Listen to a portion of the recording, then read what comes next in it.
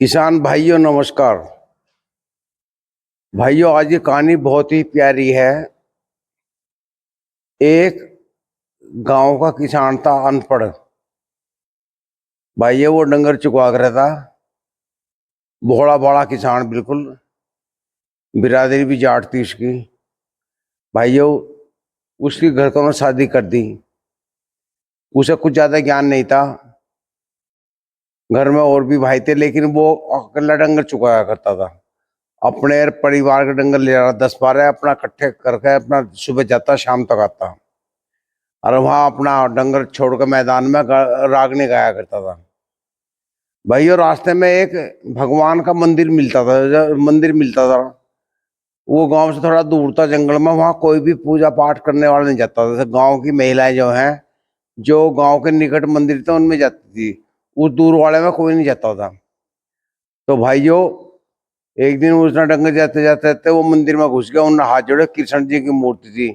उन्होंने सोची भाई जन्माष्टमी आ रही है कृष्ण जी की तो मक्खन चाहिए। भाई यहाँ मक्खन होना चाहिए। अगले दिन उन्होंने अपनी घरवाली से कहा उन्होंने कहा मैं मंदिर में बोल के आया हूँ मुझे मक्खन चाहिए ताजा। तो वो हंडी में चोखा सा मक्खन लेके चला गया। जाकर उन्होंने मक्खन जो था वहाँ मूर्ति के नीचे रख दिया। मतलब चरणों में रख दिया कि हे भगवान ये मक्खन आपके लिए मैं लाया हूँ। बड़े प्रेम से मेरी घरवाली ने दिया है आप इसे जरूर खाएं। वो भैया रख के चला गया डंगरों को लेके। जब वो शाम को लौट रहा था वो हंडी जो थी ना मिट्टी की हंडी वो देख के तो उसमें मक्खन गायब। उन्हें सोचे भगवान जी ने खा लिया। वो हंडी को लेके अपना घर को आ गया। तो भाइयों ने अगले दिन फिर घर वाले से कहा उनको जो है भाइयों अगले दिन वो फिर मक्खन ले गया।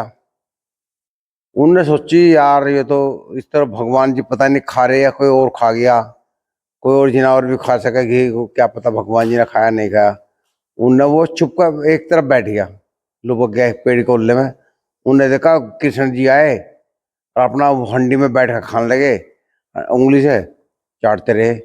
वो सामने आया उन्हें हे भगवान भोले जी आप वो कृष्ण जी आपके दर्शन होगी। मैं बड़ा अपने आप को खुशनसीब मानता हूँ आपके दर्शन होगी। कृष्ण जी ने कहा बच्चा जो सच्चे मन से श्रद्धा करता है मैं उनका साथ आता हूँ। आपने श्रद्धा मन से मुझे मक्खन दिया इसलिए मैंने खाया।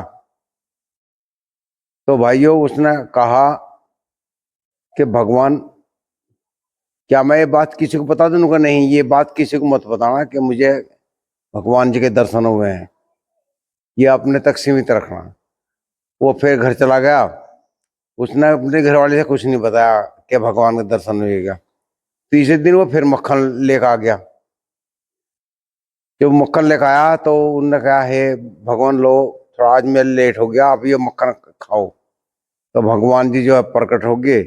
वो उसके सामने खाने लगे। उससे प्रेम से खुश होकर भाई बड़ी श्रद्धा से ला रहा है।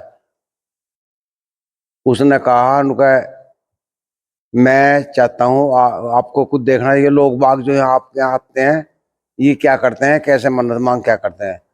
तो कृष्ण जी ने कहा तुम एक काम करो इस पेड़ के उल्ले में हो जाओ साइड में। तो भाइयों अगले दिन जो था कृष्ण जी से कहने लगा भगवान मैं यहाँ देखना चाहता हूँ लोग क्या क्या मांगते हैं।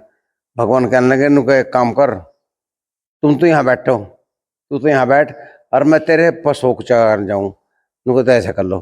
कृष्ण जी जो थे उसके डंगरों को चराने चले गए। वो पेड़ को ले बैठ गया। तो वहाँ एक आदमी आया पैसों की थैली ले गया हे भगवान मेरे पे जो कर्जा था मैंने सबका चुका दिया। अब मैं बहुत बढ़िया कमाने लगा और मैं आपको पैसा चढ़ाना आया हूँ ना हाथ जोड़े।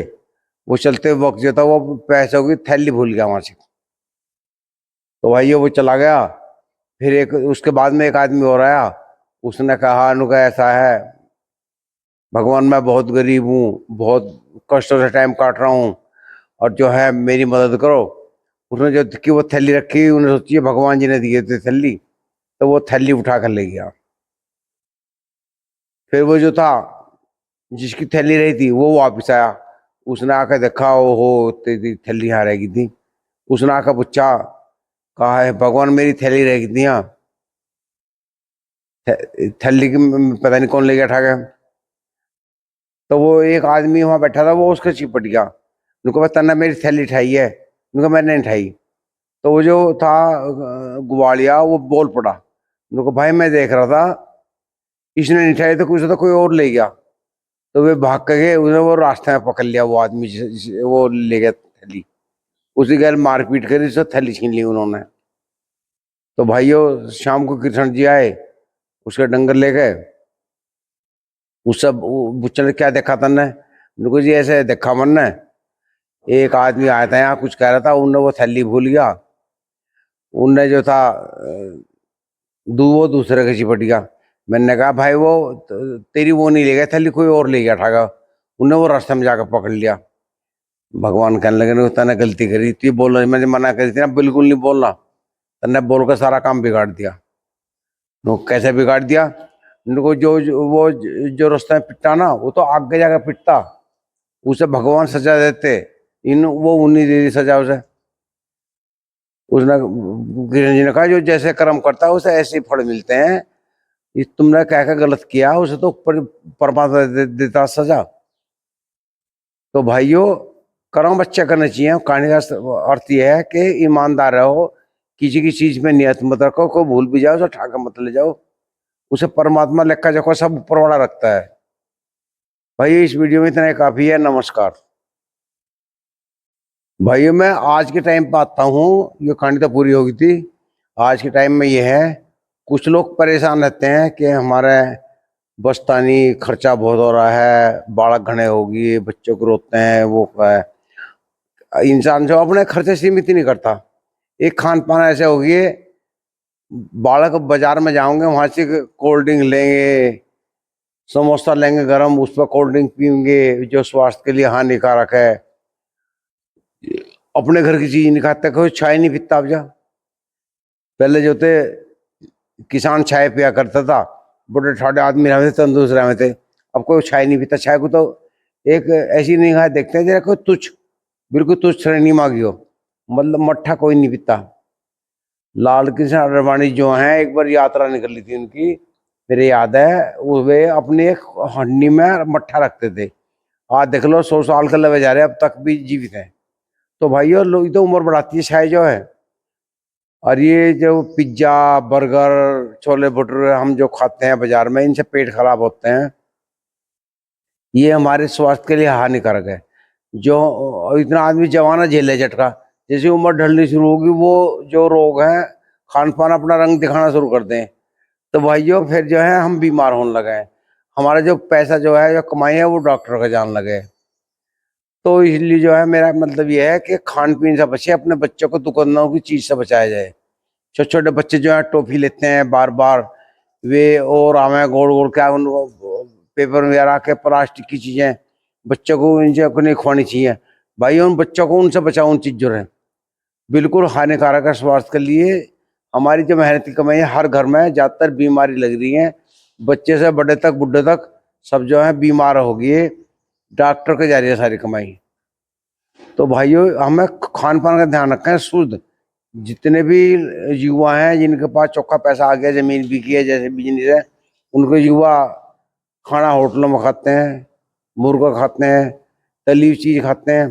तो भाई उनके 30-35 साल की उम्र में शुगर हो जाए, इनकी फैट बढ़ जा, फिर भी डॉक्टर कहता है कि फैट कम करो, फिर भी 10-10 मील पैदल भागे हैं, रेस लगावे हैं उन्हें, फिर भी बिल्कुल नमक पानी सब चीज छोड़ दें, दारू भी छूट जाए उन्हें अगर जीना है, मीट भी छोड़ दें। तो भाइयों अगर आदमी पहले ही अपने स्वास्थ्य का ध्यान रखे, सीमित चीज खावे, मट्ठा पीवे, नींबू पानी पीवे, कभी कभी कब्ज नहीं होने का, खूब शक्कर पानी पियो। सुबह को खाली पेट जो है आप एक गिलास में एक नींबू निचोड़ लो। मैं एक बार बताऊं भैया, मेरा बुखार हो गया, ये सब को 20-25 साल पहली बात है, बल्कि 40 साल पहली। तो एक डॉक्टर थे हमारे ओम प्रकाश दोराला, शुगर फैक्ट्री के, बेचारे अब नहीं रहे हुए, उस टाइम पे 10 रुपये फीस लिया करते थे। तो उन्होंने मुझे कहा, उन्होंने मुझे दवाई दी, फीस तो ली 10 रुपये, 6 रुपए की दवाई है, स्टोर से मंदे जमाने की बात है। उन्होंने मुझे कहा कि आप 1 किलो नींबू ले जाओ, हर घंटे में एक नींबू निचोड़ कर पीना आपको। भाई मुझे बुखार रहा कई दिन लो, तो मैं कमजोरी आ गई थी। मेरी मोटरसाइकिल भी कोई और चला कर ले गया था, मैं बैठा गया था पीछे। तो मैं एक नींबू निचोड़ूं, थोड़ा नमक डाल लूँ, थोड़ी सी चीनी डाल लूँ उसमें 1 चम्मच, और उसको गिलास में घोल कर लूँ, उसे पी लूँ। फिर 1 घंटे बाद घड़ी में टाइम देके फिर नींबू पी लूँ। शाम नॉर्मल ने 6-7 नींबू की शिकंजी पी ली, तो भाई ये शरीर में ताकत आ गई थी मेरे। मैंने देखा एकदम मेरी कमजोरी दूर होगी। तो जब से मैं इस पे लग गया था, नींबू पानी पे, इतना मैंने नींबू पानी पिया, कभी कब्ज नहीं हुआ, गैस नहीं बनी, पित्त नहीं बनी। लेकिन फिर डाल डाल मैं भूल गया कि घर में चाय पी ले, मैं भी चाय पे लग गया नाश्ते की। फिर जो था हमने आरओ लगवा लिया। अब पहले तो लोगों ने प्रचार किया आरओ का, फिर अब कह रहे हैं ना आरओ मतलब वो, इससे तो बीमारी बढ़ती है। भाई ये नहीं बढ़ती, आरओ का बहुत फायदा, पित्त नहीं बनता आपका। हार्डनेस बढ़ गई हमारे यहाँ, 550 चल रही है हार्डनेस जो है, क्यों गंदा नाला निकल रहा, दोबारा शुगर फैक्ट्री खेतों में, उससे पानी को दूषित हो गया। भाइयों आरओ का पानी बहुत बढ़िया चीज है, आरओ का पानी पीना चाहिए। अब एक चल गया, एक और बता रहे हैं कुछ लोग, वो 3.5-4 लाख की बता रहे हैं मशीनों का, पहाड़ों का, बिल्कुल वैसे ही पानी बना दे, कैंसर नहीं होता। ये तो ढकोसलेबाजी है। एक तो वास्तु का ध्यान रखो, अपने मकान का पूरा ईशान बिल्कुल खाली रखो, पूर्व ईशान में मकान बिल्कुल ना बनाओ। और जो है अगर दक्षिण मुखी बहुत से क्या करते हैं, दक्षिण की तरफ दरवाजा कर लें, पूर्व साइड में मकान बना दे, तो भाई ये वास्तु दोष है। वास्तु देवता हुए हैं, तो वास्तु देवता का स्थान हर घर में होता है। तो एक तो पूरा ईशान खाली रखें, उनका गंदगी ना रखें, खुला रखें, और जो है अपने जो पूजा स्थल को साफ रखें बिल्कुल घर में। भाइयों इस वीडियो में इतना ही काफी है। शुद्ध पानी पिए, शुद्ध चीज खाएं। कहीं जाओ घर से बाहर तो एक मट्ठा की बोतल जाए भर के, मट्ठे की चाय की, उसे पीले दिन में भूख लगे, होटल का खाना बिल्कुल ना खावें। और नींबू पानी भी इस्तेमाल कर सकते हो। मैं पहले जाया करता मोटरसाइकिल लेके, तो नींबू पानी की बोतल भर कर जाया करूँ था। अब 66 साल में लगे, अब तक कोई दिक्कत है नहीं। भाई ये थोड़ा शुगर हुआ था, वो शुगर भी इसलिए हो गया, मैं वीडियो बनाने जाऊँ था, भूखा प्यासा, कहीं चाय मिली, कहीं कोल्ड ड्रिंक, इस चक्कर में जो था शुगर बढ़ गया, भूखा रह गए। तो भाइयों वो मैंने कंट्रोल कर लिया। तो स्वास्थ्य का ध्यान रखें, थोड़ा एक्सरसाइज करें। भाइयों इस वीडियो में इतना काफी है। नमस्कार।